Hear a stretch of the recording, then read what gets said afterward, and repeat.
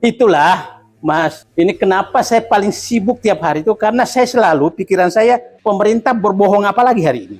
Karena itu tugas saya, mengintip, bohong apa lagi hari ini. Nah itulah kenapa sangat tidak disukai, karena karena saya kan 32 tahun di dalam, jadi saya tahu tuh apa namanya, lubang-lubang tikus. Ya, ketawa lah saya kalau menyatakan bahwa datang ke Elon Musk gitu kan, wah disambut dengan kaos, datang semua ke sana kan. Elon Musk bukan orang bodoh, ngapain gua bangun lagi di Indonesia? Kau kan sudah jual semua hartamu ke Cina, makanya dia bangun aja di Cina. Ini basis kemenangan mereka itu kan memang basis memecah belah.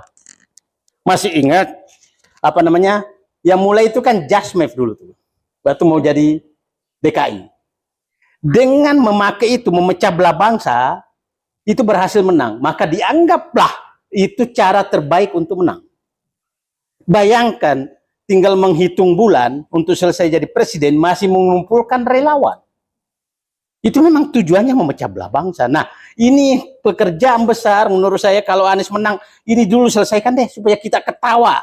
Bukan saling tegang-tegangan. Ketawa bersama untuk menikmati. Ini yang paling berat. Dan ini caranya gampang. Ya cobalah. Jadi tanya pakar hukum. Ya. Hukum sama sosial itu kan berbarengan, Pak. Yang ketujuh adalah kemiskinan. Kemiskinan ini ya lucu kan? Pada saat make indikator utang, maka dia pakai indikator Bank Dunia. Pas kemiskinan, Menteri Keuangan menolak, saya nggak mau pakai. Jadi milih-milih aja. Jadi kalau menguntungkan rezim, maka Bank Dunia dipakai indikatornya. Nah, pada saat menginikan merugikan tidak dipakai. Nah, kita juga selalu dikelabui tanda kutip tentang indikator utang terhadap PDB. Selalu menyatakan 60%. Padahal dia tidak pernah memberitahu asumsi kenapa 60%. Asumsi itu 60% itu kalau tax ratio 20%. 20%, maka rasio utang terhadap PDB yang aman itu 60%. Kita tax ratio-nya pernah 8, sekarang 10-an, 10%. Harusnya maksimal 30 kalau mau pakai itu. Iya. Tapi kan kita inilah karena, nah itulah Mas, ini kenapa saya paling sibuk tiap hari itu, karena saya selalu, pikiran saya, pemerintah berbohong apa lagi hari ini. Karena itu tugas saya, mengintip, bohong apa lagi hari ini. Nah itulah kenapa sangat tidak disukai, karena karena saya kan 32 tahun di dalam, jadi saya tahu tuh apa namanya, lubang-lubang tikus. Oh, tahu lah gitu. Nah, tahu saya celah-celahnya gitu kan. Yang ke-8 adalah ketimpangan. Ketimpangan dalam segala hal, termasuk ketimpangan berpolitik. Ini bagaimana saya ini aktivis, saya dulu di Golkar. Dulu saya masih bisa duduk di depan. Sekarang nggak bisa lagi, karena yang bisa duduk di depan yang paling banyak uangnya, atau ponakannya, saudaranya pejabat, nggak bisa lagi. Itu kesetaraan hilang, kesetaraan dalam berpolitik. Itu juga agenda yang harus kita perhatikan, bahwa orang-orang yang punya idealisme tapi nggak punya uang, nah Pak, itu pasti agak susah. Itu juga harus diubah, karena orang-orang tersingkir semua yang punya idealisme tapi nggak punya uang. Yang ke-9, sumber daya alam. Ini sangat, saya sih berharap masih mudah-mudahan masih ada tersisa. Coba bayangkan, pada saat Freeport dibeli, bukan diambil loh, yang selalu menyatakan kan diambil alih, dibeli oleh dengan harga yang sangat mahal, selalu menyatakan baru pertama kali Indonesia bisa berhasil membeli. Dia lupa beberapa tahun sebelumnya Inalum Pak SBY beli loh, lewat APBN, tapi dia kan 2017 kan. Karena masa Pak SBY itu uang banyak, Pak. Nah, lepas dari itu, tapi yang saya bilang, janganlah berbohong. Itu kan berbohong. Itu kan dibeli. Saya kasih tahu aja. Seingat saya, mudah-mudahan angkanya nggak salah, itu tidak membeli dari Freeport sama sekali, karena itu hak opsinya Rio Tinto. Rio Tinto itu punya hak beli 39, sekian % untuk saham Freeport dengan meminjamkan uang tanda kutip ke Freeport itu 1,5 miliar dolar.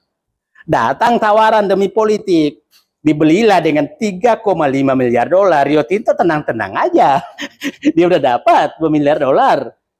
Nah, Freeport nggak kehilangan apa-apa, karena kalau nggak dibeli, maka Rio Tinto yang miliki. Jadi Freeport sebenarnya nggak kehilangan apa-apa. Nggak kehilangan apa-apa. Itu barang-barangnya. Barang orang Rio Tinto. Nah, itu ditutup-tutupi terus. Dan itu yang disampaikan ke publik, ke masyarakat, bahwa kita betul dari Rio Tinto. Ya. Nah, itulah susahnya saya karena harus membuka kebohongan terus. Nah, yang menarik di saat yang sama diserahkanlah tambang-tambang nikel, boksit, emas ke Cina. Ya kan? 99% nikel sekarang dikuasai Cina. Tapi dianggap juga berprestasi. Jadi pada saat membeli Freeport, hebat pemerintahan ini bisa mengambil alih Freeport, padahal membeli. Tapi pada saat melepaskan Freeport, tambang lain ke Cina, hebat katanya, ini hilirisasi, gitu kan? Tepuk tangan lagi. Nah, jadi ini kadang-kadang akal sehat ini kemana terbuang? Nah, ya ketawalah saya kalau menyatakan bahwa datang ke Elon Musk gitu kan, wah disambut dengan kaos, datang semua ke sana kan. Elon Musk bukan orang bodoh. Ngapain gua bangun lagi di Indonesia? Kau kan sudah jual semua hartamu ke Cina. Makanya dia bangun aja di Cina. Kan bukan milik Indonesia lagi. Nah, itu juga sering menyatakan ekspor kita tinggi, naik dari 2 miliar dolar ke 20 miliar dolar untuk nikel. Tapi kan nggak ada yang masuk ke Indonesia. Karena memang udah diserahkan. Dan Anda bayangkan, itu kan bebas pajak. Bebas pajak sampai 30 tahun. Nah, terus Indonesia dapat apa? Nah, itu perhitungan Faisal Basri, tidak ada, kan ekspor timah kita tahun lalu itu kira-kira 680 triliun. Tapi yang tinggal di Indonesia tidak sampai 10%. Royalti aja. Nah, itu terbang semua ke Cina. Itulah saya menyatakan, kan Deputi Gubernur BI menyatakan ini ekspor tinggi, tapi nggak ada yang tinggal di Indonesia. Makanya dia kaget. Saya menyatakan deputi ini digaji dengan segajinya 500 juta kira-kira sebulan dengan seluruh fasilitas, kok hanya kaget. Nah, harusnya kan dia menyatakan kenapa tidak balik. Tapi kelihatannya ya bayangkan Deputi Gubernur Indonesia aja, Bank Indonesia aja tidak berani terbuka. Siapa? Kenapa tidak balik? Harusnya menyatakan itu. Nah, ini semua menurut saya yang harus diperbaiki ke depan. Kalau Anies yang menang. Yang terakhir, hancurnya lembaga negara. Fungsi lembaga negara dihancurkan sedemikian rupa. Kita tahulah dinamika pemilihan ketua MK terakhir, paham kita apa yang terjadi. Paham, cuma nggak usah dibuka di publik. Sehingga terpilih lagi, IPAR apa? Bukan besan, ada IPAR. Kita tahu kan apa yang terjadi sebenarnya. Nah, dan itu yang menarik saya bilang, betapa rusaknya lembaga negara sekarang. Coba saya pikir Bun Jansen yang mutar-mutar menyaksikan Voli Lapani, ya kan Pak, klub bolanya SBY, Lapani. Hanya karena Pak SBY punya klub bola voli, maka BIN membeli dan membuat klub bola voli untuk melawan, untuk gimana logikanya Badan Intelijen Negara punya klub bola voli hanya untuk tanda kutip, aku mau kalahkan SBY. Itu contoh betapa hancurnya lembaga negara. Ya Mas Refli. Jadi buat saya itu puncak saya. Kok lembaga negara kayak begini? Nggak usahlah bahas DPR. Saya nyatakan DPR, mungkin Jokowi bermimpi bikin perpu pun malam ini, maka besoknya udah diketok di DPR. Belum dibikin, mimpi aja. Dan diceritakan kepada saya, tadi malam aku mimpi tuh membuat perpu. Ah udahlah, kita ketok besok. Nah, kayak begitulah apa namanya kejadian yang terjadi. Nah, supaya nggak panjang-panjang, sekarang kira-kira Anies bisa memperbaiki nggak 10 hal itu? Oke, sederhana.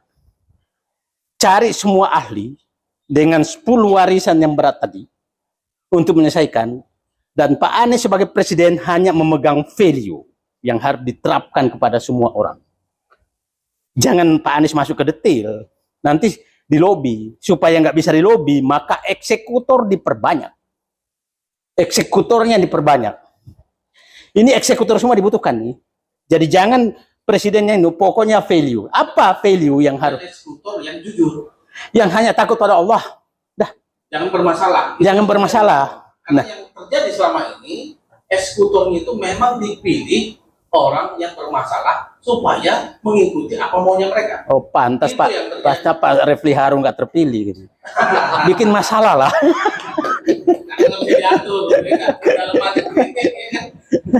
Nah, saya beberapa kali berinteraksi dengan Pak Anies. Saya menangkap, mungkin saya salah, tapi saya menyatakan orang value yang ingin dicapai orang ini adalah mewujudkan keadilan berbasis pada etika dan moral. Itu saya tangkap dari dia. Dan saya menyatakan 10 hal ini bisa dipecahkan dengan value itu. Cita-cita ingin mewujudkan keadilan tapi berbasis etika dan moral. Itu saja yang dipegang untuk semua ininya. Ini selesai negara, selesai masalah ini. Kenapa? Saya kasih contoh aja lah. Berbasis keadilan di kehidupan keagamaan. Anies terapkan tuh. Berbasis keadilan di infrastruktur. Dia tunjukkan tuh. Ya, berpihak pada masyarakat. Ya, jadi jalan itu kan orang jalan tuh ada yang jalan kaki, ada naik sepeda, naik motor, dan naik mobil, ada kendaraan umum. Semua jalan itu ada itu. Berarti berbasis keadilan. Nah, di perumahan juga begitu. Bangun rumah untuk orang miskin apa segala. Dan kalau itu diterapkan, maka semua orang akan happy termasuk dalam berpolitik. Berbasis kepada keadilan. Jadi saya membaca bahwa nilai dasar untuk menyelesaikan masalah warisan yang ditinggalkan Jokowi ada di Pak Anies. Nah, yang paling saya was-was adalah kalau calon presiden melanjutkan 10 ini. Bayangkan kalau nambah lagi utang, oligarki semakin dipelihara, nepotisme semakin dihidupkan. Kalau utang sudah pasti, karena diperkirakan habis masa Jokowi 1.000 triliun tambah utang. Karena defisit itu kan 800 tiap tahun. Perkira ginilah. Coba bayangkan. Pembayaran utang kita tahun depan perkiraan saya bunga dan pokok 1.000 triliun. Oke. 1.000 triliun. Penghasilan kita 2.200 triliun. Pajak dan perpajakan dan lain-lain. 2.200 berarti sudah hampir 50% dipakai untuk bayar bunga. Persoalannya, ada nggak orang yang mampu melakukan itu sehingga, nah fiskalnya. Jadi saya berharap memang hanya orang yang pemberani dan tidak mencari apapun keuntungan yang bisa menyelesaikan masalah ini. Kalau enggak, coba bayangkan bagaimana caranya mengambil alih kembali tambang nikel yang sudah diserahkan ke Cina. Bagaimana caranya itu? Nah, itu harus agak langkah cerdik. Nah, itu saya pikir pengantar dari saya, dan saya sih berharap bagi rakyat, silahkan kalau ingin melanjutkan, memilih yang melanjutkan, maka Anda siap-siap akan bayar utang lagi. Nah, rakyat selalu menyatakan ke saya, Saidir, ngapain sih lu pusing-pusing bayar utang? Kamu kan nggak pernah bayar utang. Ini publik harus paham bahwa bayar utang itu menyebabkan tarif listrik naik, BBM naik, pupuk tidak ada, kemudian jalan rusak, yang tadi jalan rusak udah 31%, tidak ada uang lagi, gedung SD bocor, dana kesehatan kurang, dia nggak paham itu.